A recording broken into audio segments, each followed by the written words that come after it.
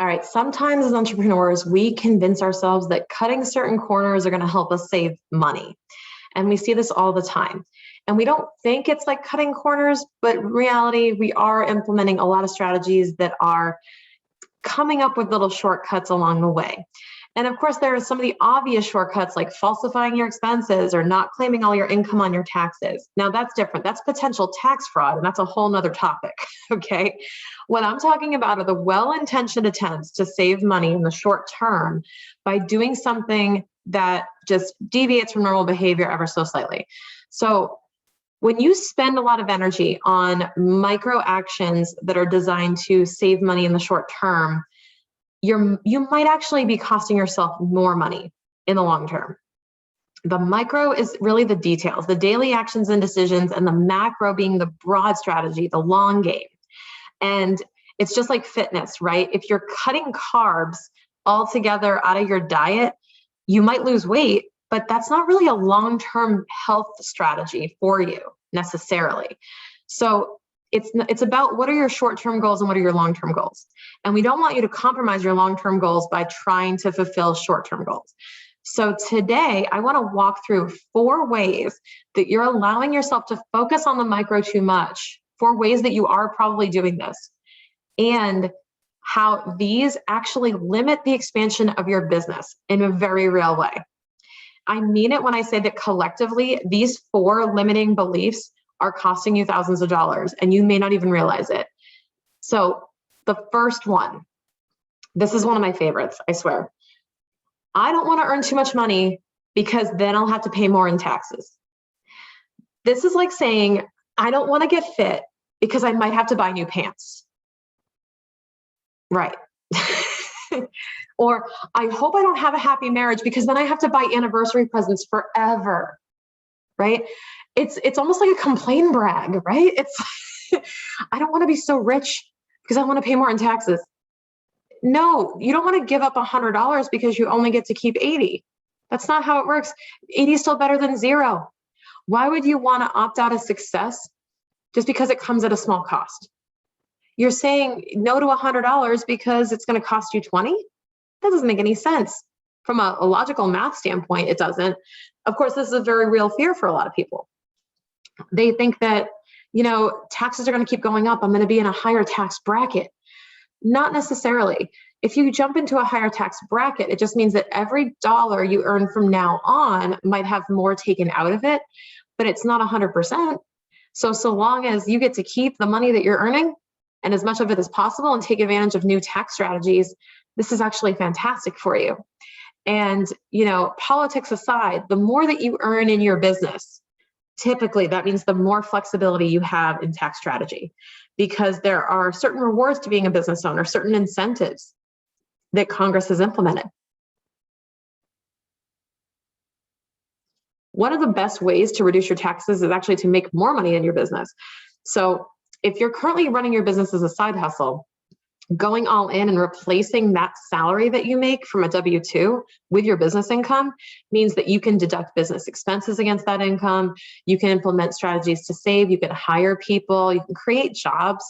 And yeah, you're actually paying payroll taxes for them. You're actually paying, yourself. You're paying more expenses coming out of pocket, but you're able to implement so many cool tax strategies along the way. So I highly encourage you to do a little bit of a mindset shift. If you've caught yourself saying this before, if you have put a ceiling on your own business saying you don't want to earn a lot of money, you've resisted it. I want you to really think about why that's the case and how that is affecting the expansion of your business. If you're constantly applying a ceiling to your income and resist earning more, how can you expect to grow? And that's what we're all about here, is creating growth. Now, number two limiting belief. I don't want to take credit cards because then I have to pay a 3% fee. This is the exact same thing, okay? It's a little bit more polarizing, I think, in my opinion, because I honestly, and again, you're probably gonna disagree with me on this, and I'm okay with that. I have a hard time taking a business seriously that refuses to accept credit cards or electronic payment in 2021. I have a hard time believing that you are taking your business seriously if you're going to run a business online and not take some type of virtual payment processor like Stripe, Square, QuickBooks Payments, PayPal, etc. If you're not taking some form of electronic payment processing and you're insisting on ACH, checks, cash, then I think it's just not going to ride with the times, because there are a few reasons for this, and it's not just technology based. Hear me out. Most customers manage their money digitally and use credit cards to increase spending power. Now, not everybody has 5 figures of cash, let's say, ready to Venmo you. So if you have a high ticket offer, especially if you're trying to sell high ticket, if you're asking your customers to only pay you with cash they have on hand, that limits you immensely in business. I can't even fathom how many sales you're going to miss out on if you say at the end of a sales call, that'll be $2,400 and I take Venmo. It's like, whoa, okay, I have to pay it all right now, or that'll be, $8,500 and I take Venmo, or you can send me a check. No. What if I don't have that cash on hand? What if you're catching me between pay cycles and I'm trying to pay you and I'm an employee at a company, right? Who are you to tell me that I need to spend all of my cash right now on you? What if I want to control when I spend it? What if I want to control my purchasing power? So I believe that everyone should at least offer the option to pay with credit cards or some type of electronic payment processor if you're trying to do business in 2021. I think that it does limit you immensely if you don't do that. And you're also making the experience a little bit more challenging to buy from you. You want to make it as seamless and easy as possible for them just to say yes, hand you a credit card and be done with it. Now, if the 3% fee is the thing getting in the way, if you're like, okay, Shan, I get that, but that damn fee, right? If that's getting in the way of you offering forms of electronic payment, I want you to seriously consider how much you're missing out on and think about if the 3% really bugs you, then the other 97% must be great, right? If the 3% elicits an emotional response from you where you're like, I might as well not even do this. If I'm going to take 3% away, it's not even worth it. Is it really not even worth it? Because you're making sales, you're keeping 97 cents of every dollar, you're paying 3 cents of it to a service provider. And remember, guys, you're paying the 3%. It's not like PayPal, Stripe, and Square are doing nothing to help you. You're paying them for the service of enabling you to take those credit card payments. You're actually paying for them just like you pay for Zoom, just like you pay for, other apps and software that you use in your business. This is just another software provider that takes a fee. The good news is that the 3% fee is only getting charged if you're actually making sales, right? So if you're making money, well, you have to spend 3% on those payment fees. So that's great. Now, if you're making, in the high 6 figures, high 7 figures, right? If you're making millions annually in revenue and you're primarily bringing in money through these payment processors, I get it. These fees can actually add up to a sizable investment. Now, here's my trick. If you want to not avoid the payment fees, but if you want to make it so that those payment fees don't even get on your nerves anymore, here's what you do. Don't tack on extra fees. Whatever you do, do not say, my fee is, $100, but if you want to pay by credit card, my fee is $103 or $105 or whatever it is, right? Don't do that. Why? Psychology. Increase your prices so you can cover the cost of the fees while still having it be digestible to the customer and not really odd. For example, let's say you have a $1,200 offer. That $1,200 offer plus the payment fees is about $1,236. That's kind of weird, right? Like, why would you say, okay, the price is $1,236? So to make it a little bit easier, you could say it's $1,239.99, or you could say it's $1,247 or $1,240, whatever type of structure of pricing you like. Just keep it hovering around that amount, right? So that you're going to take home $1,200 after fees. So if that's the case, then you want to make sure that you're taking home the amount that you want. So you want to reverse engineer the math and then offer a cash discount. So say if you pay by ACH or cash, it's this much.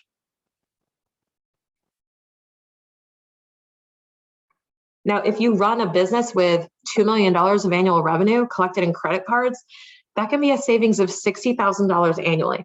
That is a whole employee's pay. Okay. You can save a ton of money if you just let your customers absorb those payment fees and increase your prices ever so slightly so that you don't feel the sting of those anymore. Now, this next one I hear all the time from freelancers and solopreneurs about how they report what they make. So here's the third limiting belief that I believe is costing you thousands. I will only take contracting jobs for less than $600 so I don't get a 1099, right? We all fear this dreaded 1099, and I don't know why. I'll explain it. Let's demystify the 1099. The rationale for this is that if you make over $600 from a contracting gig, you typically receive a 1099. Now, there's some exceptions to this, which we'll get into in another episode. But you're supposed to get a 1099 if you make over $600 in general. Now, let's be clear. Getting a 1099 does not trigger you claiming the income. Okay, so if your head just exploded, listen. The 1099 is not what makes you have to claim the income. Okay, what you have to claim is all of your income. Whether you got a 1099 or not, you're supposed to claim all of your income. So if you did a contracting gig for me and I paid you $500, guess what? That $500 should be on your books of your business, should show up as income, and should be claimed on your tax return, period. That's the legal way to do it. Now, if you made $750 from me and I had to issue you a 1099, it just means that that $750 that you should have already put in your books and already claimed on your tax return just means that you're going to get a report that says, hey, I paid you $750 and now I have to just make sure the IRS knows that I paid you $750. So they know to be on the lookout for you claiming that money to make sure you got it. So this is really important because the 1099 is not the thing that makes you have to claim it. You should be claiming it anyway. The 1099 just makes it reportable to the IRS, so they're expecting you to claim it. It doesn't matter if you are doing it the right way, then 1099s don't really matter. For example, when I prepare a tax return and people hand me their 1099 miscellaneous or their 1099 NEC, which is non-employee compensation, that is the new most common 1099 that you're going to see. So if I get a 1099 NEC from someone and they're running a small business, I just make sure that those are in the books. Because if they're in the books and I put the books onto the tax return, we're good, we're golden. So keep that in mind. 1099s do not make you have to claim income. You're doing it anyway, and they just make it more official. They put it in ink for you. So there's no logical reason to reduce your prices or put a ceiling on your income just because you don't want to receive a 1099, because that doesn't really do anything adverse to you. All right, so we've covered those three. Let's go for number 4, the last one. I don't need a tax strategy because I'm okay paying my fair share. Okay. I hear all the time entrepreneurs, business owners say, I'm okay paying my fair share. I feel like I have a duty to pay my fair share in taxes. And that's cool. I believe that too. We should all pay our fair share in taxes. But people have a very different idea of what their fair share is. Okay. Now, lately, we've seen some news headlines out there. They've been featuring high-profile names and how much they pay in taxes and talking about taxing the wealthy and how much they actually pay. And this can easily make you feel like that they're somehow cheating the system or they're playing unfairly and we should be mad at them because they're only paying a certain amount in taxes. Well, the fact is that in most cases, this is just an example of using tax strategy effectively and with really good intention and optimizing different types of tax entities and behaviors that incentivize better tax treatment on a bigger scale. So when you're seeing a lot of these celebrities, let's say, or high profile people paying less in taxes, this is mostly a testament to their tax strategy. And most of the time, all of what they're doing is totally legal because that's how Congress enacted tax laws. So frankly, if you don't like the tax laws, go talk to Congress. Call up your congressperson for your state and talk to them about how you feel that certain other things should be incentivized for the tax code. Hey, I'm sure they'll be all ears for it. Now, people shy away from tax strategy because they think they're learning some type of tricks to hack the system, lower their tax bill. They're doing something illegal, sneaky. I mean, if you're a millennial like me, we came from the Napster generation, right? We've constantly been pirating music since we were in middle school. So if you're a millennial like me, it's kind of like ingrained in our blood, right? To say, is what I'm doing technically illegal here? Should I be not broadcasting that I'm getting this off of Napster? Or LimeWire or whatever other things gave me viruses on my computer when I was a kid.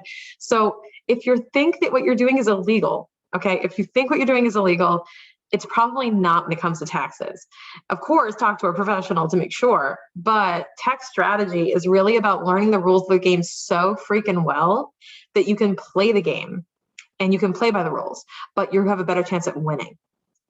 And strategy is just mastering the rules of the game. And it's like playing a sport, you know, it's how you become the best at something and how you win championships is you become really good, really strategic, and really intentional about every move you make to prepare and to make sure that you're ready for whatever it is that you're trying to accomplish. And this is huge. You want to pay your fair share of taxes. Don't get me wrong. You're only legally required to pay the minimum that you legally owe. The minimum that you legally owe is your fair share, the minimum. And anything beyond that is a tip. Don't leave a tip for the IRS. Just don't. There's no reason to tip them. They're lovely people, but there's no reason to leave them a tip and leave the US government a tip by not following the tax law. The US government, Congress, the IRS, revenue agencies, they all rely on the fact that people generally don't know enough about the tax law, that they know that they're going to get more money than they technically are entitled to get out of us. They know this because they know people aren't educated in the tax system. And believe me, it's complicated. It's hard enough for us to stay on top of it as professionals. So I'm telling you, get a good tax strategy in place, find a solid professional to help you, because this can be pivotal in how much you're actually able to keep of what you earn. Okay, so let's recap those 4 limiting beliefs. Number 1, they are, okay, so let's recap these 4 limiting beliefs. Number 1, I don't want to earn too much money because then I have to pay more taxes. Number 2, I don't want to take credit cards because then I have to pay a 3% fee. Number 3, I'll only take contracting jobs for less than $600 so I don't get a 1099. And number 4, I don't need a tax strategy because I'm okay paying my fair share. All 4 of these I've actually received as DMs, text messages, comments, you name it. I've actually heard people say this. So if you're looking at these and saying, I would never say any of these things, believe me, people do. And if you've heard these before or said them yourself before, I'm telling you, you're not alone. I get them all the time. And this is just a very big problem. This mindset is part of it, but the problem is the way that we have been conditioned to fear taxes or to think that we're doing something wrong inherently, that we have to, hide from taxes, cut corners, and do small things to avoid them. It's all about strategy. That is how you win. It's not about the micro win. It's about the macro win, doing the big stuff that will help you get there. These truly are limiting beliefs because they're all preventing you from making more money in your business ultimately. The goal should not be to stop making money so that it stops costing you money. The goal should be to make more than enough money where your costs are covered and you have enough to also accomplish your goals. So if one of these limiting beliefs is hitting home for you, please share your biggest takeaway with me on Instagram, post it to your stories, and tag me at Shannon K. Weinstein. I'll be so grateful if you can share that with me if any of these resonated with you.